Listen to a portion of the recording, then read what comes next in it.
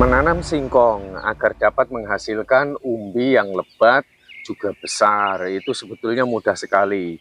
Jika tekniknya ingin sama seperti yang dilakukan oleh orang, cara menanam singkong yang baik supaya dapat menghasilkan yang lebih melimpah daripada umumnya itu juga mudah sekali. Nah, ini sebagai risetnya saya ingin menunjukkan terlebih dahulu proses menanam singkong seperti yang dilakukan oleh orang pada umumnya ya. Sehabis masa panen, dipotong langsung ditancapkan.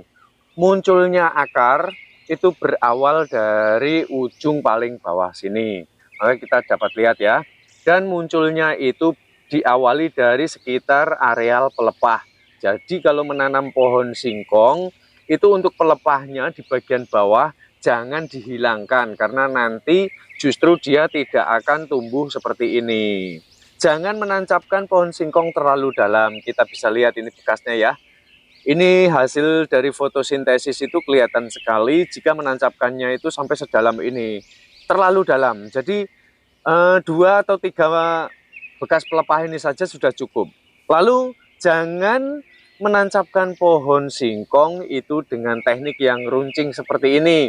Mentang-mentang nanti ini ditancapkan langsung ambles kayak gitu ya. Ini bisa dilihat perkembangan dari akarnya, dan ini pun di bagian bawah tidak mau tumbuh karena rusak ketika pada saat proses penancapan dia membentur dengan tanah dan akhirnya selnya rusak dan akhirnya tidak tumbuh akar seperti ini. Cara menanamnya jangan menggunakan teknik yang runcing seperti ini. Dan kemudian melihat pembelajaran dari yang ada, kita harus lebih cermat sedikit. Buat kemarin yang masih pada suka ngeyel, suka ngotot ya di tutorial saya, jikalau bonggol yang digunakan sebagai bibitnya itu sudah besar, maka sudah dapat dipastikan umbinya pun akan lebih lebat. Nah, maka yang seperti ini jangan kita gunakan. Lalu kita juga jangan menggunakan yang jenis jarang-jarang seperti ini ya. Ini kerenggangannya kan sangat jarang sekali. Sedangkan kita tahu nih, lihat munculnya akar itu dari bekas pelepah. Ini buat yang masih ngeyel dari kemarin ya. Ini dari bekas pelepah. Maka carilah bekas pelepah ini yang betul-betul rapat gitu. Lihat risetnya juga. Ini bonggolnya sudah besar ya, maka akan lebih bagus jika lo menanam singkong itu di setek langsung ditancapkan, itu cari bonggol yang seperti ini, maka akan dapat menghasilkan seperti ini batangnya ya, jauh lebih besar, nanti umbinya pun panennya pun akan lebih banyak. Nah, jika lo mau agak rumit sedikit, lakukan dengan teknik okulasi. Di atasnya ini dapat menggunakan singkong karet, di bawahnya menggunakan singkong yang kita suka. Umpama kita suka dengan singkong keju, bawahnya ini singkong keju, atasnya pakai singkong karet. Nah, untuk entres di bagian atas ini dimaksudkan supaya nanti dapat menghasilkan umbi yang super jumbo juga super lebat. Nah, yang sudah berhasil diokulasi itu seperti ini ya. Di sistem sambung pucuknya itu, untuk di bagian ke atas yang menjulang ini maka dia akan mati seperti ini. Dan untuk entres yang sudah pecah tunas itu seperti ini. Lalu kita dapat membuangnya di bagian yang sudah kering ini, dan kita siap memindahkan bibit tersebut ini ke lahan yang sebenarnya. Kalau di sini kan ini memang sengaja saya tancapkan di sini supaya dia tidak mengalami dehidrasi. Jadi yang gagal bisa saya sambung kembali, yang sudah berhasil seperti ini bisa langsung kita pindahkan. Masih dalam temanya ya, cara menanam pohon singkong yang baik seperti pada umumnya orang menanam. Karena saya sudah tidak ada lagi bibit yang berukuran besar, jadi ini hanya sebagai ilustrasi saja.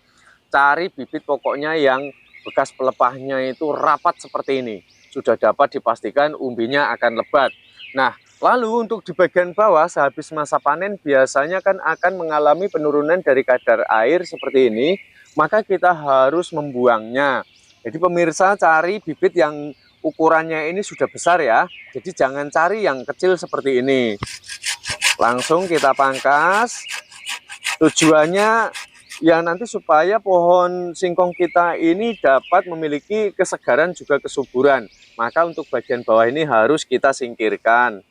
Dan lalu untuk bibit yang akan kita tanam, jikalau memiliki kerapatan yang seperti ini, maka kita tidak perlu menghitung dari bekas pelepah, karena ini sangat rapat sekali dan kita dapat memperkirakan saja ya, ini kurang lebih sekitar 1 jengkal atau 1 jengkal kurang boleh ya kita mempergunakan bibitnya, dan langsung kita lakukan pemangkasan.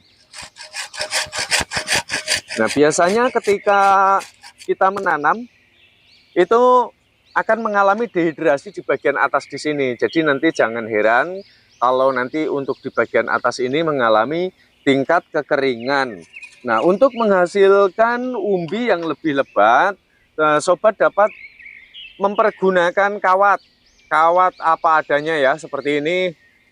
Sampah-sampah itu kan banyak sekali ya, mungkin ada kawat bekas benderat atau mungkin bekas apalah gitu ya. Kalau ada, itu kita lakukan sistem pengikatan seperti ini pada bagian tengahnya. Nah, kawat ini berfungsi untuk mengendalikan dari hasil fotosintesis supaya nanti untuk bagian atas dan bawah itu memiliki ukuran yang berbeda. Jadi dia untuk menghambat pembesaran bibit ini, biar nanti bonggolnya itu akan lebih besar daripada sebelumnya. Sebuah pengikatan seperti ini akan lebih efektif dalam mengendalikan dari hasil fotosintesis.